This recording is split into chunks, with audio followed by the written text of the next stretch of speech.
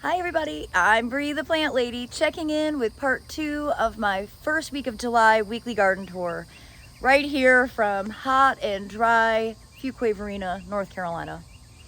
Now, the stand of phlox behind me looks like what it should look like, and if you tuned into yesterday's video, you saw the same variety that is completely, basically dead for the season. This is the difference between soil prep and irrigating and not, which is the case out front, particularly in that roadside bed. This happens to be a corner that several hoses and sprinklers can reach, so it has the big advantage of getting some extra moisture when no moisture is falling from the sky. And it's really quite spectacular, absolutely covered in bees. We have a few butterflies around, but right now they're all focused on the zinnias. But let me turn this camera around so that you can have an up-close view.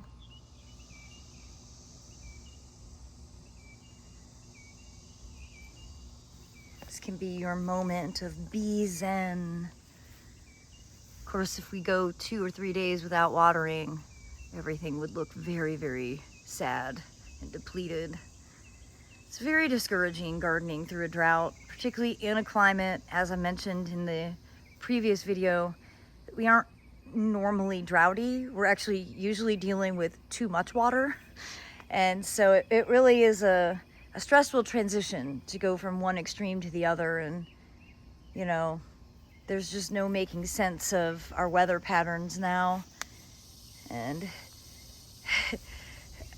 as a home gardener, you're like, well, you can make decisions and choose, but agriculturally, events like this are really difficult to navigate. And, well, I think everybody needs to thank a farmer as often as possible.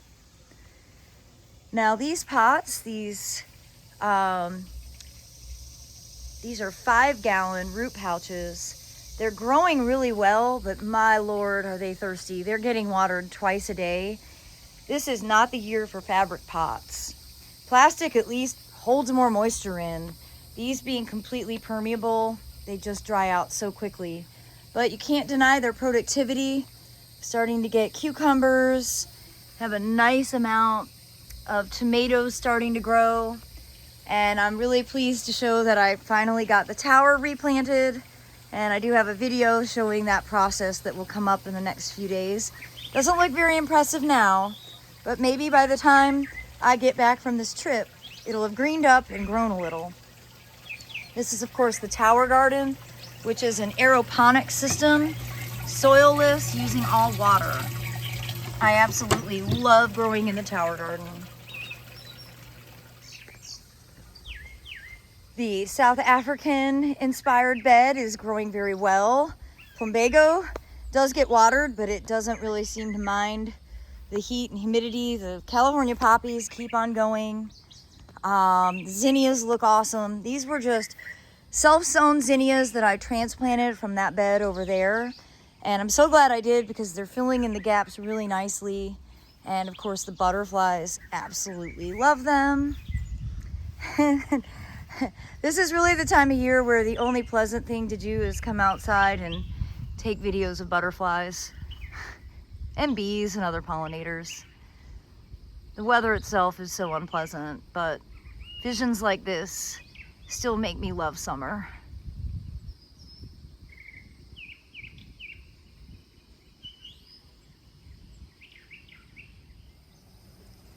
This border's filling out really nicely. I did a hard chop on the basil last night, tossed it all in the spare bathroom bathtub so it can dry out, and then I can grind it so that we can have our own homegrown dried basil. I'm so impressed with this container. First of all, I irrationally love the bat-faced Kufia. I think it's my favorite annual. I'm really impressed that these trial Senecio look as good as they do, probably because we haven't had any rain. The coleus have filled out great. Of course, the zinnias that I transplanted in are doing well. Got really vigorous cucumbers coming along. Of course, we've got lots of Japanese beetles this year. Japanese beetles aren't usually a huge problem here, not compared to the Midwest. But this year, I've got a bumper crop of those. And that trial echinacea is still hanging in there, even though it's not getting as much sun as it wants. Same thing with that trial sage, but honestly, this getting covered up is probably to its advantage because I don't think it wants to be in real full sun with the kind of weather that we're experiencing. This little pocket with some okra and zucchinis are doing really well. They looked so pathetic when I planted them. Thrilled to see how green and lush they are. And same thing with this whole side, south side facing border. The black madras rice looks great. I'm so happy to see that my lotus that's been in here for 11 years is finally coming back now that it's not overwhelmed by the papyrus. And I'm so pleased with how this border is looking. Of course, it's looking like this because it gets watered on a daily basis. Same thing with these pots. I did some hard cutbacks on coleus yesterday because it was getting too big and too hard to keep watered. And the wall is looking lush and full. It's a little bit awkward being mangave coleus, and we could change that, which we might. The mangave are growing and they probably deserve a little more space, but overall I really like the look of it. And well, my tropical pots here in the driveway look great. Turmeric, ginger, rice, more turmeric, ginger, and a fig. Kind of surprising plantings for being in a driveway, and that's always the goal out here. And as we round this corner, this echinacea stand looks beautiful. These hibiscus are getting ready to start to bloom. I always have some sort of beetle that eats the foliage pretty badly, but they recover. And I'm gonna have a lot of flowers. They're probably gonna all open while I'm gone. That's how it works. I'm loving this eucomis. I can't remember the name. I propagated this from the Arboretum.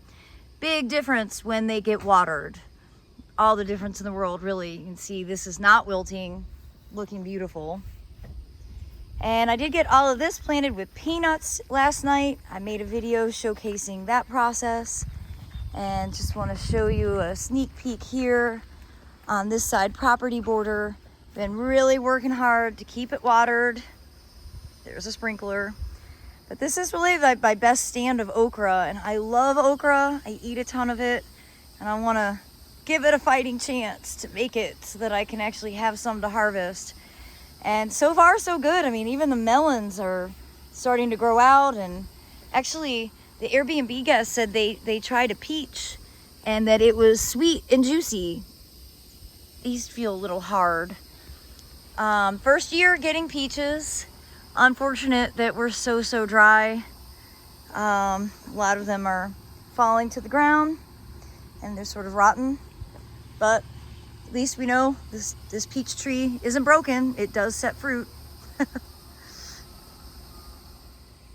Well, everybody, I hope part 2 of my weekly garden tour will provide you some joy, and I look forward to sharing part 3 in the coming days as I explore further back into the yard and all around the fire pit and greenhouse. As always, thanks so much for watching, and happy gardening.